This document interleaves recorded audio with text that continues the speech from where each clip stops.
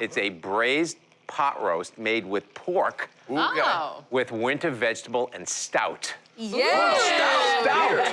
Okay, so I'm gonna show you like a braising 101. Okay. Really important. This is how I braise almost everything. What you add to the braise is up to you. You can like have some fun, and we're gonna do that today. So first of all, the most important thing, we have a boneless pork shoulder. Okay, it's less expensive than, say, a loin roast.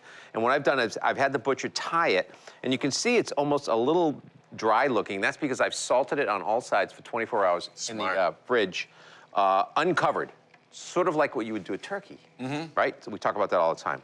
And then what I'm gonna do is start the sear. Okay, so what we have here in a Dutch oven is some pancetta, and I've rendered it with some sage, okay? We're gonna get that nice and crispy, and that fat is gonna help sort of like a pork on pork magic go on here, okay? So I'm gonna take this fat, this rendered pancetta out and put it on a sheet pan. We're not gonna throw this away because we're gonna add it to the braise right after. Really throw it important. away? Who would do that? Never. So Jeff, you have a little 101 on vegetables. Okay, well, so you've chosen rutabagas and turnips, okay? They're great winter root vegetables to use and braise really well and give it a nice alternative to just a standard potato and carrot. Yeah, braising 101, we're gonna use that because that's your sort of fun addition, and we're gonna use carrots and onions because I use that for every single braise. Now, as you can see, this is smoking. You want it to smoke, really important, and you wanna put this in fat side down, and you're gonna get a sear of your life. You can just see it's gonna work, right? Very important. That's because you salted it, dehydrated You hear that? the exterior so you get a better crust on it. Okay, now, I have one here that is going on, and it's, I wanna show you the color. Can you see that?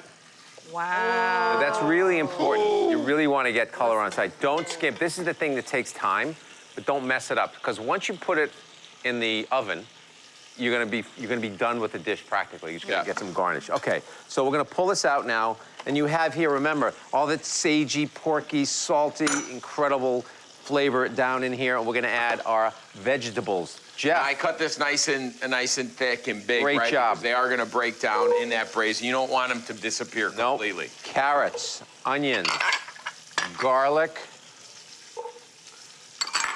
our rutabaga and turnips. Sorry about that. Our rutabaga and turnips. Okay, and then we're just gonna saute it a bit. And you're not gonna actually cook these. You're just getting them wet and softened with all that fat. So you wanna start the process. Soak it up. Oh, this is going great. Now you're getting a real sear on that. Are you guys braisers? I mean, what do you braise? What meats? Man, all the time. I love a good braised pork loin. I love a braised anything. Let's put it in there and braise it. I'm gonna add some rosemary, some sage, one of my secret ingredients. Miso. Look at this guy. Tomato paste. We're gonna give that a quick stir, and then we're gonna add our stout.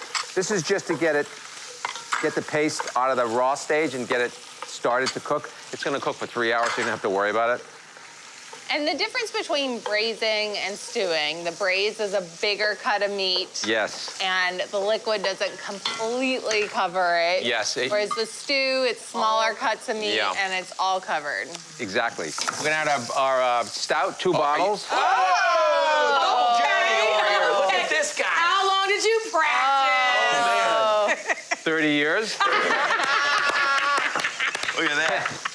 We're gonna add our chicken stock, and you can use beef stock, vegetable stock, but what's the point of using vegetable stock in this point, right? I agree. Just if you've got it in your pantry. That's right. And You're that's gonna put this choice. back, and you're gonna nestle this. Doesn't that look great? And then the magic. Remember this pancetta with the sage that we crisped up? That's going in. We're not worthy. Exactly. We're not worthy.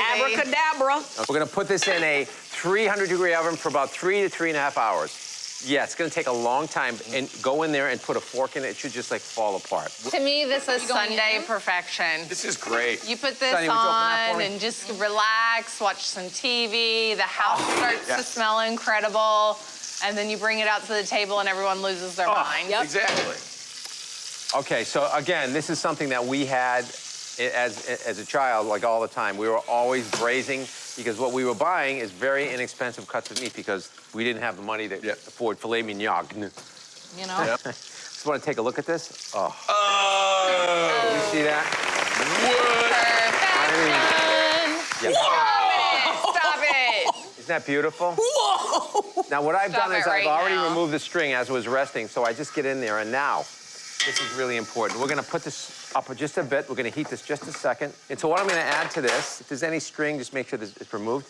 And as you can see, it's a sauce. It's made its own. It's kind of remarkable. The beer and the stock and the fat and the pancetta, everything from the vegetables makes the sauce. I don't So know about y'all, shiny. but my mouth is watering. It is. It's just like a natural reaction that happens.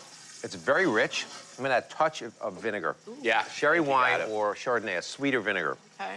Just a touch. All right. So this is something I really like to sort of make. It's an inexpensive cut of meat, but it doesn't have to look like it's inexpensive. Yeah. So we're gonna sort of have some fun with this. Okay. So I'm just gonna cut this. Now this is so moist. I cut it in slightly thicker pieces because if you cut it too Little thin, shred, it's just right? gonna- Can you see Oh, that? look at that steak. Can you just see that gorgeousness happening? It's so jiggly. I love That's jiggly how you meat. know it's I love juicy. jiggly meat. I thought for sure you'd say, go ahead, baby, Jeff. You left me hanging on that. Sorry. I was too distracted by I the get it. giant Okay. piece of jiggly meat. So I want to very carefully move this over here because it is going to fall apart if you're not careful. There you go. Okay. My goodness. Let's take this sauce, and then we're just going to ladle some of the sauce, and mostly the vegetables. And remember, there's a lot of sauce, but there's the vegetable. You spent all that time on the vegetables. You really want to put them on top and show them off. I love vegetables, and I love to show them off. This is the hardest job. You make fun of me for wanting to eat this food. Are you kidding me? Some fried capers. Look at this guy. Okay. Capers, yeah. A Okay. little bit of fried onions. Yes, I'm Okay. into that. Yes. Texture, right? Did you do fry that those little yourself or chocolate. those- Yes, these are all canister? real fried. Some fried parsley, which I love. And Fried parsley. I was my afraid that pantry. was seaweed. I'm glad to hear it's parsley. fresh mint. What? Yes. Fresh mint. Yeah. Yeah, I love mint and meat. It's so delicious. Yeah, and a little bit of cilantro to give it that real. When you bring it to the table, it should smell like something. Look at this. so It's a fantastic. masterpiece. Okay. Are we ready? I think it's done. We are Is there ready, anything- GC. We've been ready. Okay. There you go. Pork roast. All right. Jeff, Yep, I'm you ready. get the taste. All right. I'm going to give you the end piece. I- Okay.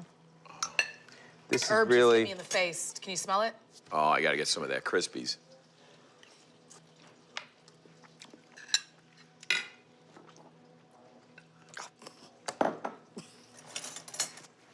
I mean, I'm gonna say something real quick. Say something. All right? Say something. This is the best braised dish I've ever had. So you Wow. have to make it. Wow. Now, Wow. it's not only the best, but it's probably the easiest, right? And do not neglect the accoutrement on here with the fried capers. So you can get the crunch of the onion and those capers on there is such a nice surprise. But the meat itself and the root vegetables in there give it just this warm, it's like someone literally jumped into my soul, went down my body, and gave my tummy the biggest, loveliest cuddle hug it's had in a very long time.